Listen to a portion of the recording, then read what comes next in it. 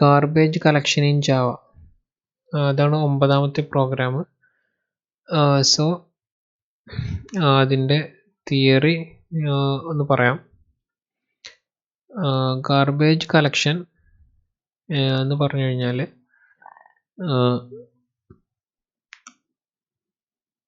Run ടൈമിൽ unused ആയിട്ടുള്ള മെമ്മറിനെ എന്ത് ചെയ്യുക, റീകളക്ട് ചെയ്യുന്നതിനാണ് പറയുന്നത്. ഓക്കെ, അപ്പോൾ നമുക്ക് ഡെലീറ്റ് എന്നുള്ള കീവേഡ് C++ൻ്റെ അകത്ത് കാണാം. അതുപോലെ C ലാംഗ്വേജിൻ്റെ അകത്ത് ഫ്രീ എന്നൊക്കെ കാണാൻ പറ്റും. ഓക്കെ, മെലോക്ക് വെച്ച് അലോട്ട് ചെയ്ത് നമുക്ക് ഫ്രീ വെച്ചിട്ട് ഡിഅലോക്കേറ്റ് ചെയ്യാം. അത് നോർമലി ഹീപ്പിൽ നിന്നാണ് നമുക്ക് എന്ത് ചെയ്യുക, മെമ്മറി മാനേജർ നമുക്ക് അലോട്ട് ചെയ്ത് തരും. അതുപോലെ ന്യൂ കീവേഡ് വെച്ചിട്ട് നമ്മൾ മെമ്മറിയിൽ നിന്ന് യൂസ് ചെയ്തിട്ടുണ്ടെങ്കിൽ അതിനെന്ത് ചെയ്യാം, നമുക്ക് ഡിലീറ്റ് വെച്ചിട്ട് എന്ത് ചെയ്യാൻ പറ്റും, C++ൽ റിമൂവ് ചെയ്യാൻ പറ്റും.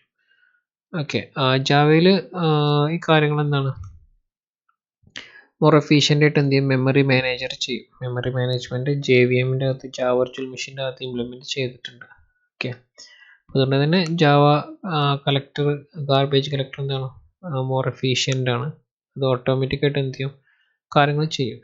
ഓക്കെ, ഇനി ഇതിന് പുറമെ നമുക്ക് എക്സ്പ്ലിസിറ്റ് ആയിട്ട് എങ്ങനെ അൺറെഫറൻസ് ചെയ്യാന്നുള്ളതാണ് ഇവിടെ പറയുന്നത്. ഓക്കെ, അൺറെഫറൻസ് ചെയ്ത് കഴിഞ്ഞാൽ ഓട്ടോമാറ്റിക് എന്ത് ചെയ്യും, ഗാർബേജ് കളക്ടർ കളക്ട് ചെയ്യും.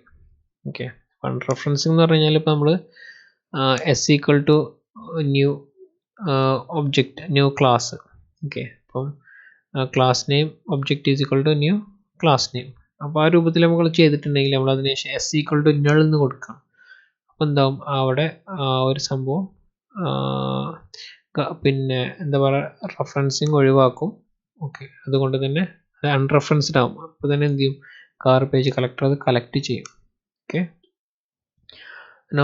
നോർമലി C++ലൊക്കെ നമ്മൾ ചെയ്ത് കഴിഞ്ഞാൽ എന്ത് ചെയ്യണം, ആ കളക്ഷൻ നമ്മൾ എക്സ്പ്ലിസിറ്റ് ആയിട്ട് എന്ത് ചെയ്യണം, കൊടുക്കണം. അതല്ലെങ്കിൽ മെമ്മറി ലീക്കേജ് വരും. അതായത് മെമ്മറി എന്ത് ചെയ്യും, അലോട്ട് ചെയ്തിട്ടുണ്ടാവും പക്ഷേ എന്തിട്ടുണ്ടാവും, യൂസ് ചെയ്തിട്ടുണ്ടാവില്ല. അപ്പം ഒരു ഫസ്റ്റത്തെ എക്സാമ്പിൾ നോക്കാം. ജാവയിൽ ഇപ്പം അൺറെഫറൻസ് ചെയ്യുന്ന രൂപം എങ്ങനെയാണെന്നുള്ള. ഇപ്പോൾ എംപ്ലോയി = ന്യൂ എംപ്ലോയി, ക്ലാസ്സിന് ഒബ്ജക്റ്റ് ക്രിയേറ്റ് ചെയ്തു. അതിനുശേഷം നമ്മൾ = null എന്ന് കൊടുത്തു കഴിഞ്ഞാൽ അതിൻ്റെ അർത്ഥം എന്താ, നമ്മൾ ഇവിടെ ഉണ്ടാക്കിയ ഒബ്ജക്റ്റിനെ എന്ത് ചെയ്യുന്നില്ല, റെഫറൻസ് ചെയ്യുന്നില്ല. ഓക്കെ, കാരണം ഇവിടെ ഒരു പെർട്ടിക്കുലർ അഡ്രസ്സ് ഉണ്ടാവും, മെമ്മറിയിൽ ഒരു പെർട്ടിക്കുലർ അഡ്രസ്സിലാണ് എന്ത് ചെയ്യുന്നത്, ഈ ഒരു ക്ലാസ്സിന് ഒബ്ജക്റ്റ് ക്രിയേറ്റ് ചെയ്ത് നമ്മൾ എന്ത് ചെയ്യുന്നത്, പോയിന്റ് ചെയ്തിട്ടുള്ളൂ മെമ്മറിയുടെ ഒരു ബ്ലോക്ക് ആയിരിക്കും. അപ്പോൾ നമ്മൾ = null എന്ന് പറഞ്ഞാൽ എന്താ, നമ്മൾ ആ ഒരു പോയിന്റിൽ നിന്ന് വാല്യൂ എന്ത് ചെയ്തു, മാറ്റി നള്ളാക്കി. അപ്പോൾ ഇനി ആ ഒരു പെർട്ടിക്കുലർ ബ്ലോക്ക് എന്ത് ചെയ്യുന്നില്ല, നമ്മളിനി യൂസ് ചെയ്യുന്നില്ല. ഓക്കെ, ആ സമയത്ത് എന്ത് ചെയ്യും, ഗാർബേജ് കളക്ടർ വന്നിട്ട് എന്ത് ചെയ്യും, ആ മെമ്മറീനെ എന്ത് ചെയ്യും, കാരണം അത് യൂസ് ചെയ്യുന്നില്ല, നമ്മൾ അതിൻ്റെ റെഫറൻസ് എന്ത് ചെയ്ത് ഡിലീറ്റ്, അതിലേക്കുള്ള അഡ്രസ്സ് നമ്മളിവിടെ ഡിലീറ്റ് ചെയ്ത് കളഞ്ഞു ഇതിൻ്റെ അകത്തുള്ള. ഓക്കെ, അപ്പം ആ ഒരു മെമ്മറി എന്ത് ചെയ്യുക, ഗാർബേജ് കളക്ടറിന് തിരിച്ചെടുക്കാം. ഇനി അതല്ലെങ്കിൽ വേറെ രൂപം ഇങ്ങനെ വരും, assigning a reference to another. അപ്പോൾ E1 എന്നുള്ളത് ഇവിടെ എന്ത് ചെയ്തു, എംപ്ലോയി നമ്മൾ ക്രിയേറ്റ് ചെയ്തു. E2 എന്നുള്ള ഒബ്ജക്റ്റ് എന്ത് ചെയ്തു, എംപ്ലോയി ക്രിയേറ്റ് ചെയ്തു. ഇനി കുറച്ച് കഴിഞ്ഞിട്ട് നമ്മൾ എന്ത് ചെയ്യാണ്, E1 = E2 എന്ന് കൊടുക്കുകയാണ്. അപ്പോൾ E1ൻ്റെ വാല്യൂ എന്താക്കി മാറ്റി, E2ൻ്റെ വാല്യൂ ആക്കി മാറ്റി. E2ൻ്റെ വാല്യൂ എടുത്തിട്ട് E1ലേക്ക് കോപ്പി ചെയ്തു. അപ്പോൾ ഇനി മുതൽ അതിൻ്റെ അർത്ഥം എന്താ, നമ്മൾ ഇവിടെ ഫസ്റ്റ് ക്രിയേറ്റ് ചെയ്ത് ഇത് ഇനി എന്തില്ല, വാലിഡ് അല്ല. കാരണം ഇതിൻ്റെ വാല്യൂ നമ്മൾ ചേഞ്ച് ചെയ്തു, എന്താക്കിയിട്ട് മാറ്റി, E2ൻ്റെ അകത്തുള്ള വാല്യൂ പിടിച്ചിട്ട് E1ലേക്ക് ഇട്ടു. അപ്പോൾ ഇനി ഇവിടെ ഈ ഒരു E1 ഇനി വാലിഡ് അല്ല, അതുകൊണ്ട് അതിനെന്ത് ചെയ്യാം, ഗാർബേജ് കളക്ടർക്ക് കളക്ട് ചെയ്യാം. ഓക്കെ, മൂന്നാമത്തേത് നമ്മൾ അനോണിമസ് ഒബ്ജക്റ്റ് ആയിട്ട് ക്രിയേറ്റ് ചെയ്യുമ്പോൾ ന്യൂ എംപ്ലോയി, നമ്മളൊരു പേര് എടുക്കും. എംപ്ലോയി എന്നുള്ളത് ക്ലാസ്സിന് എന്ത് ചെയ്യുന്നില്ല, ഒബ്ജക്റ്റ് ക്രിയേറ്റ് ചെയ്യുമ്പോൾ പേര് എടുക്കുന്നില്ല. നമുക്ക് എന്ത് ചെയ്യാം, ന്യൂ എംപ്ലോയി എന്ന് പറഞ്ഞിട്ട് ചെയ്യും. എന്നിട്ട് ഡോട്ട് വെച്ചിട്ട് നമുക്ക് എന്ത് ചെയ്യാം, ഇതിൻ്റെ അകത്തുള്ള ക്ലാസ്സുകളൊക്കെ യൂസ് ചെയ്യാം. അപ്പോൾ അവിടെ അനോണിമസ് ഒബ്ജക്റ്റ് നമ്മൾ എന്ത് ചെയ്യും, അത് യൂസ് ചെയ്ത് കഴിഞ്ഞാൽ എന്ത് ചെയ്യും, ഓട്ടോമാറ്റിക് ഗാർബേജ് കളക്ടർ കളക്ട് ചെയ്യും. ഓക്കെ, നമ്മൾ മനസ്സിലാക്കാനുള്ളൊരു കാര്യം എന്ന് പറഞ്ഞാൽ ഫൈനലൈസ് മെത്തേഡാണ്. അതെന്ത് ചെയ്യും, each time garbage collector run ചെയ്യുമ്പോൾ എന്ത് ചെയ്യും, ഇൻവോക്ക് ചെയ്യപ്പെടും, കോൾ ചെയ്യപ്പെടും. ഓക്കെ, അപ്പോൾ ഇവിടെയാണ് എന്ത് ചെയ്യുക, this method can perform cleanup processing. Okay, ഇതിന് ഡിഫൈൻ ചെയ്തിട്ടുള്ളത് ഫൈനലൈസ് എന്നുള്ളതാണ്. ഇതിൽ ഒബ്ജക്റ്റിൻ്റെ അകത്ത് ക്ലാസ്സിൻ്റെ അകത്ത് ഡിഫൈൻ ചെയ്തിട്ടുള്ളത്. ഓക്കെ, ഇനി GC method is used to invoke the garbage collector to perform cleanup processing. Okay, so let's go to the example. ഇപ്പോൾ ഇവിടെ എക്സാമ്പിൾ ഇതിവിടെ ചെയ്ത് കാണിക്കുന്നുണ്ട്. ഓക്കെ, അപ്പോൾ ഇവിടെ നമുക്ക് എന്ത് ചെയ്യാൻ പറ്റും, ഇപ്പം ഈ ക്ലാസ്സിൻ്റെ ഒബ്ജക്റ്റ് ക്രിയേറ്റ് ചെയ്തു. ഓക്കെ, ഇതാണ് ക്ലാസ്. ഈ ക്ലാസ്സിൻ്റെ ഒബ്ജക്റ്റ് s1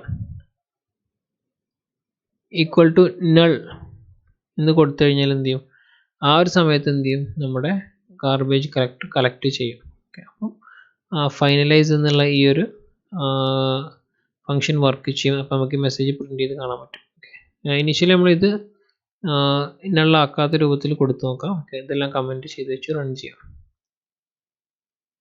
പ്രത്യേകിച്ച് മെസ്സേജ് ഒന്നും വരുന്നില്ല. ഓക്കെ, ഇനി നമ്മൾ എന്ത് ചെയ്യണം, s1 ഈക്വൽ ടു നൾ എന്ന് കൊടുക്കണം. അതായത് ഇവിടെ ക്ലാസ്സിൻ്റെ ഒബ്ജക്റ്റ് ഉണ്ടാക്കിയത് നമ്മൾ എന്ത് ചെയ്യണം, ഇവിടെ ആ റെഫറൻസ് ഡിലീറ്റ് ചെയ്യണം അല്ലേ. ഓട്ടോമാറ്റിക് എന്ത് ചെയ്യണം, ആ ഒരു ഗാർബേജിന് എന്ത് ചെയ്യണം, ഇവിടെ കളക്ട് ചെയ്യപ്പെടണം.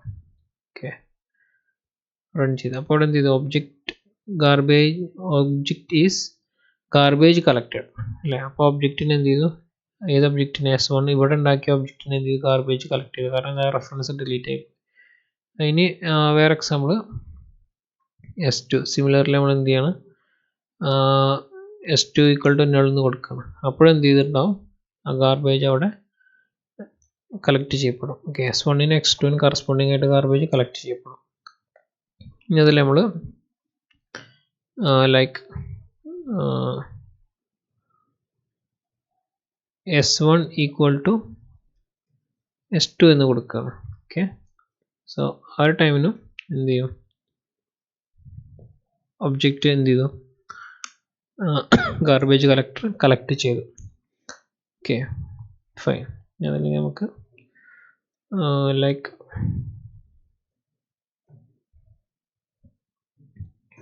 ന്യൂ